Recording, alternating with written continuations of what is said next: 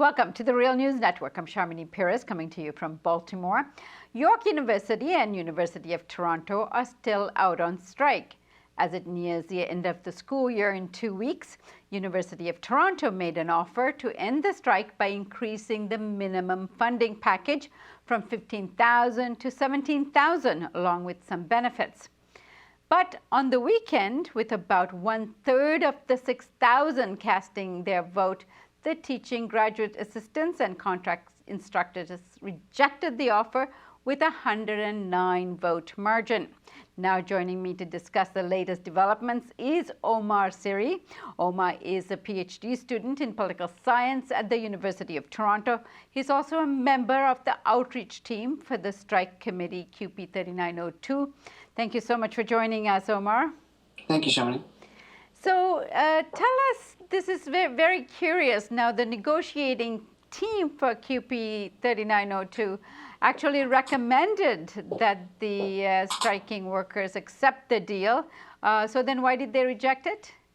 So, I mean, it's a good question. They actually, in fact, the bargaining team that reached a tentative agreement with the university administration in the middle of last week was in fact split. There were a couple of members who did not endorse the tentative agreement that was brought to the members for consideration late Wednesday evening, and then to a membership meeting on Friday. So in fact, it was not a unanimous endorsement of this proposal. At a membership meeting on Friday, this past Friday, we saw over 1,500 people attend that meeting and decide whether or not to send that agreement to a ratification vote. So it's a two-step process. So the first step was deciding for the members at that meeting whether or not to send that agreement to ratification, to the general membership, to those who weren't at that meeting, more broadly, the broader membership. And by a 50-vote margin, 789 to 739, the members who attended that meeting voted in favor of sending the agreement to ratification. It was the members' opinion, by a slim margin, that it would be beneficial for the wider membership, those who were not in attendance, as well as those in attendance, to consider the agreement and decide whether or not to ratify it. In that second vote, that lasted from Friday through Sunday and concluded Sunday at 4 p.m., the wider membership, those at that meeting and those who weren't in attendance, so that full number was correct, was over 2,000 people, which is an unprecedented number of voters for this current strike action that we're taking at the moment. In that vote, that's correct, over 100. The margin between the two sides of that vote was over 100, but that in fact the agreement was convincingly defeated. It was members' opinion. They were of the opinion that in fact the agreement did not do enough to alleviate their concerns, and it has to do specifically with the inability of that tentative agreement to address concerns around structural deficiencies in the graduate student funding model as it currently stands. And the final point I'll make on this before I finish or close is it would be incorrect to say that the agreement called for an increase to the minimum guaranteed funding package. This is the issue at hand currently. The agreement says nothing about the minimum guaranteed funding package. In fact, what the university administration is attempting to do with that tentative agreement, and why our members are so concerned with it to actually in fact reject it, is that the university administration put forward a fund in which those who are on a minimum guaranteed funding package, which is currently $15,000 or $8,000 below the poverty line for the City of Toronto, those students could apply to a fund, a top-up fund essentially, to alleviate their concerns around financial insecurity. That fund would be administered by the union, but at no time in that agreement, there's no language in that agreement or that tentative agreement that guarantees each student an increase to their minimum guaranteed funding package. So what students are currently calling for is language in that agreement that guarantees them access to a minimum guaranteed funding package that gets close, at least close, somewhat close or closer to the poverty line for the City of Toronto. Well, thank you for clarifying that, because you wouldn't know that from the mainstream reporting in Canada whatsoever. Right. So one question that really stands out for me is why there is such a small turnout to vote in such an important decision that affects everyone in that union. I mean, I'm of two minds two minds, frankly, about that question. In one sense, I appreciate the concern. I mean, it's, we're seeing over 2,000 people attend, which is a healthy number in one sense, but in another sense, you're right, about 30% of our general membership. But the fact of the matter is that we did all that we could to facilitate participation in this vote. Not only did we facilitate order buses for people to attend the membership meeting on the Friday, pay for daycare for members who have children and were worried that they couldn't attend because of daycare. We also opened balloting on the Friday early so that those who had to observe religious obligations, let's say, on the Friday and into the Saturday, were able to vote early to then leave the meeting early. And then finally, the vote was open from Friday through Sunday, 3 days in which our members were able to vote. So in one sense, it is a lower turnout perhaps, and we all would like to see 100% in any election, federal, local, what have you. And our union is no different. But at the same time, it is the healthiest turnout we have seen, frankly, in this whole process from start to finish, and we're proud of that. From the get-go, from the start of this dispute with the university administration, they have been calling for the last 3 weeks for our membership to send an agreement to ratification.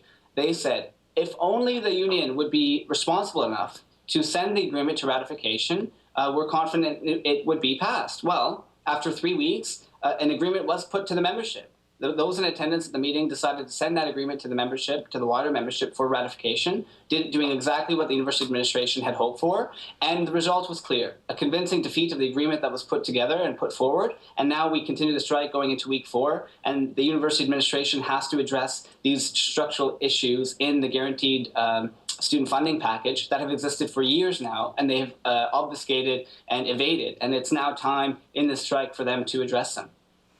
Omar, tell us what's next in terms of the union. What are you going to be doing? As I've mentioned previously, we have been getting immense amount of support, not only from the undergraduate students and the faculty here on campus at the university, but those outside in the wider community have been showing their very strong support, including even one very perhaps famous individuals in the Canadian and international community. Margaret Atwood, obviously famous author, has been tweeting her support, calling on the university administration to return to the negotiating table. Naomi Klein has done the same thing, has refused to cross picket lines here at the University of Toronto. And just today, only an hour ago, Stephen Lewis, a member of the Order of Canada, former UN ambassador for Canada, released a statement stating that he is canceling his long-standing talk or lecture here at the Monk School, scheduled for the Monk School this week. He is canceling that, refusing to cross picket lines here at the University of Toronto, and more than that, in fact, calling on others with speaking engagements here at the university to cancel those, and calling on them to endorse, not only not cross picket lines, but endorse our strike action and our call for a real structural revamping of the graduate student funding model here. That being said, it's also interesting to note today, in addition to Stephen Lewis's very strong endorsement, we finally seen, after more than 3 weeks of silence from the university president, Merrick Gertler, who has been effectively in hiding on this issue, frankly, to put it in blunt terms, has finally come out today when the tentative agreement was rejected by the graduate students over the weekend, has come out to give interviews to the mainstream media. The CBC, the Globe and Mail, the Toronto Star have all been granted access to speak with the president. Hopefully our union is granted the same access to him as well. Time will tell on that. And what is he saying, Omar? Frankly, it's very odd. I mean, he seems to be propagating this line that we're one of the highest paid graduate students in the country, if not the highest paid, and he continues to refer to these wages, these hourly wages, which in effect, you and I have discussed previously, in effect have no real effect on our funding package because they're built into a funding package that is capped at $15,000. And yet he has returned to this talking point that is effectively, for all informed viewers, informed readers, dead on arrival as a talking point. It actually has no resonance because people who understand how the funding model works know that the hourly wage is not the issue. it is the minimum guaranteed funding package, which is capped at $15,000. So it's very odd, frankly, and peculiar for the university president to come out today and tout these talking points that were debunked, 2.5 weeks ago, and that his colleagues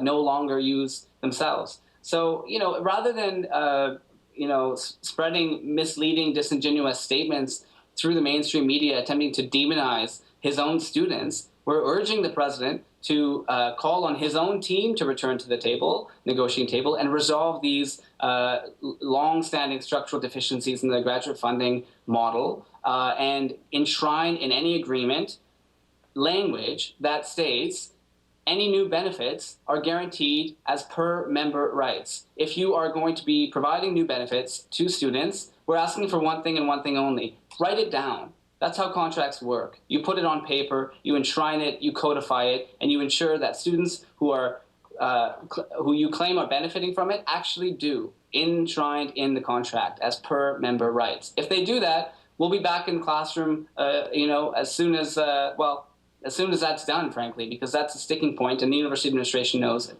Omar Sirri, a graduate student at University of Toronto, thank you so much for joining us today.